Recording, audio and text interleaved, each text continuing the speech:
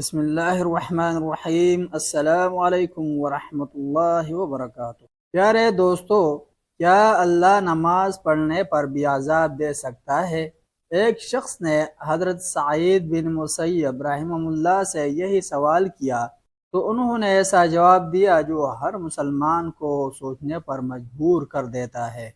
نماز پر نہیں بلکہ سنت کی مخالفت پر عذاب ہوگا۔ آخر اذان فجر کے بعد کون سی نماز جائز ہے اور کون سی نہیں؟ آئیے صحیح حدیث کی روشنی میں جانتے ہیں۔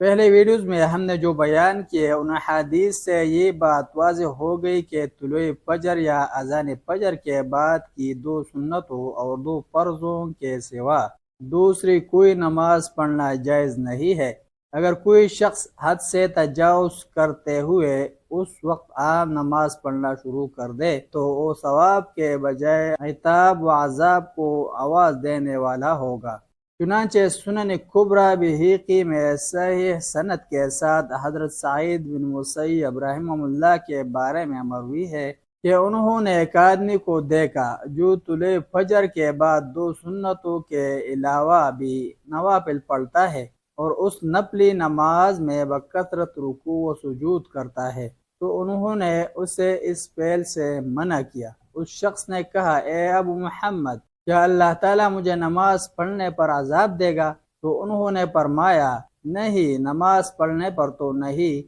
البتہ سنت کی خلاف ورزی کرنے پر عذاب کرے گا۔ حضرت سعید بن مسیب رحمہ اللہ کے یہ الفاظ بڑے فکر انگیز ہیں، اور اگر کوئی شخص انہیں اچھی طرح سمجھ کر ذہن نشین کرے تو پھر بدعات و خرافات پر کاربند لوگوں کے بکثرت اعمال کے سلسلے میں فیصلہ کرنا آسان ہو جاتا ہے، کیونکہ اہل بدعت پہلے کسی عمل کو ایجاد کرتے ہیں، پھر اسے نماز اور ذکر الہی کے طور پر پیش کر کے اس کے جائز ہونے کا ڈنڈورا پیٹنے لگتے ہیں۔ ایسے تمام لوگوں کو حضرت ابن مسیب رحمہ اللہ کی یہ بات پیش نظر رکھنی چاہیے کہ کوئی عمل چاہے نماز اور ذکر الہی کی قبیل ہی سے کیوں نہ ہو، جب وہ اس انداز اور اوقات سنت کے مخالف ہو تو وہ ثواب کے بجائے عذاب کا موجب ہوگا۔ تحیۃ المسجد اذان فجر کے بعد،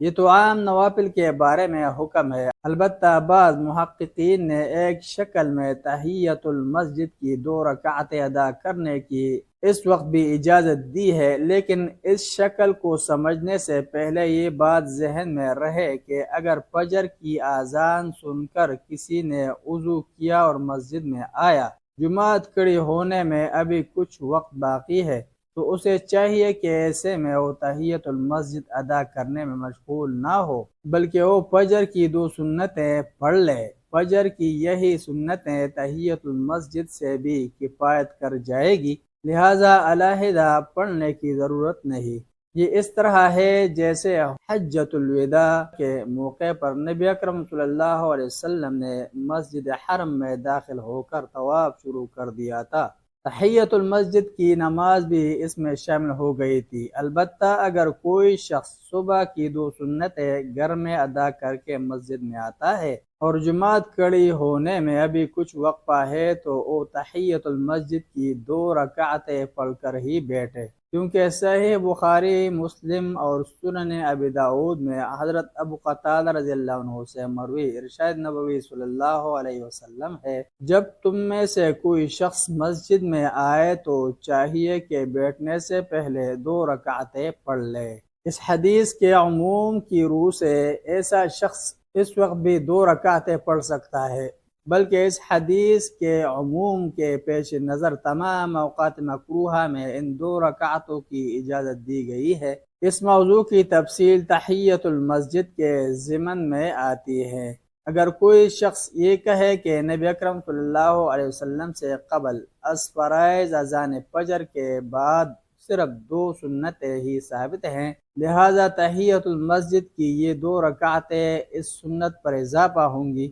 جو صحیح نہیں، تو اس کا جواب یہ ہے کہ اضافہ اس صورت میں ہوگا جب نئے سرے سے کوئی یہ 2 رکعتیں پڑھنے لگے، یعنی مسجد میں بیٹھا تھا، پھر کھڑے ہو کر 2 رکعتیں پڑھنے لگا اور پھر سنتیں پڑھیں جبکہ اذان ہو چکی ہے، اس طرح تو یہ ناجائز ہے، لیکن اگر دخول مسجد کی وجہ سے ادا کرے تو یہ نماز ہوگی جو جائز ہے، جیسے باہر سے آنے والا تحیت المسجد ادا کرتا ہے۔ ہمارے استاد شیخ الحدیث حافظ ثناء اللہ صاحب مدنی حفظہ اللہ کا فتویٰ بھی یہی ہے، جو 7 روزہ الاعتصام لاہور میں شائع ہو چکا ہے، اور الکافی لابن عبد البر میں ہے، جو شخص گھر میں صبح کی 2 رکعتیں یعنی سنتیں پڑھ کر مسجد میں آئے، اگر وہ چاہے تو تحیت المسجد پڑھ لے، اور اگر چاہے تو بغیر تحیت المسجد پڑھے مسجد میں بیٹھ جائے، یہ سب کچھ اس کے لیے مباح و جائز ہے۔